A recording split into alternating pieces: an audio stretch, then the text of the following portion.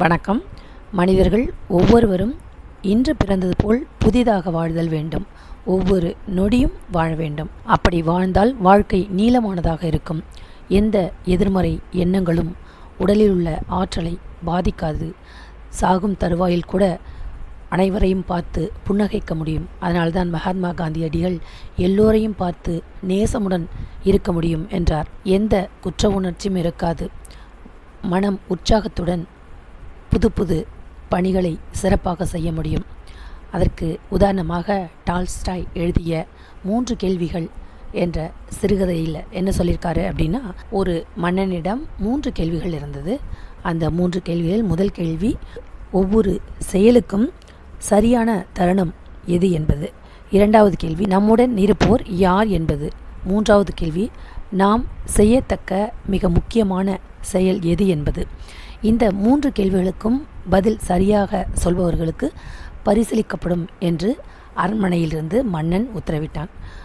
நிறைய மக்கள் அதற்காக நிறைய பதில்களை கூறினார்கள். ஆனால் எந்த பதிலும் மன்னனுக்கு திருப்தி அளிக்கலை. அதனால் அவர் ஞானி ஒருவரை தேடி மன்னன் போனார்.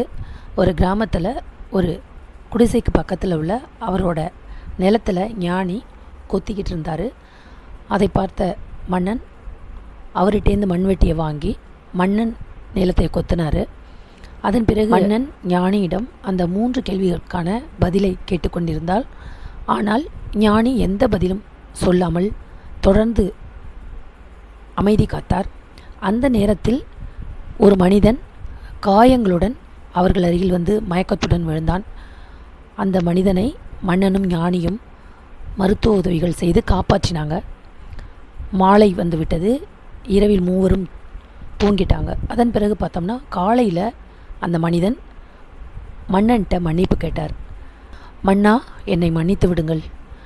நீங்கள் இங்கிருந்து திரும்பி வரும்போது உங்களை கொல்வதாக இருந்தேன். அதை பார்த்த தங்கள் வீரர்கள் என்னை காயப்படுத்தினார்கள். ஆகையால் நான் இங்கு ஓடி வந்து மயங்கி விழுந்து விட்டேன். தங்களை கொல்ல இருந்த என்னை காப்பாற்றி உயிர் கொடுத்துள்ளீர்கள்.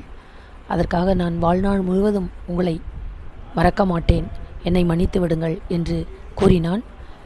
தற்போது ஞானி மன்னனிடம் கூறினார், நீ என்னுடன் நிலத்தை கொத்தாமல் திரும்பி இருந்தால் இவன் உன்னை கொன்றிருப்பான். ஆகையால் நீ செய்த செயலே சரியான நேரத்தில் செய்த செயல்.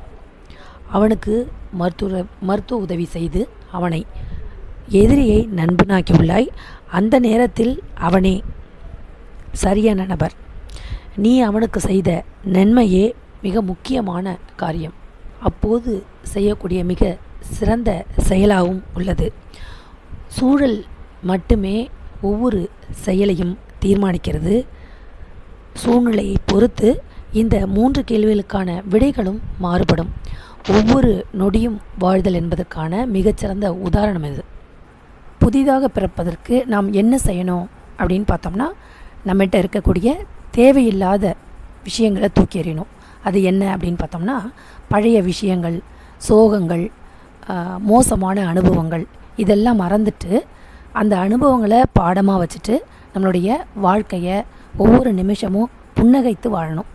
புன்னகை புரியறதுக்கு செலவு கிடையாது. ஆனால் நம்ம பயப்படுறோம்.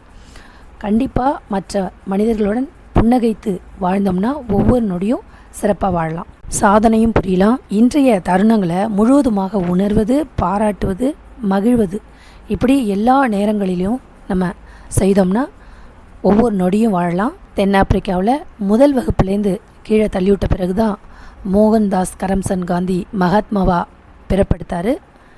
மோட்டார் சைக்கிளில் பயணித்த போது தான் ஏர்னஸ்ட் ஷேக்வாரா பிறப்படுத்தார்.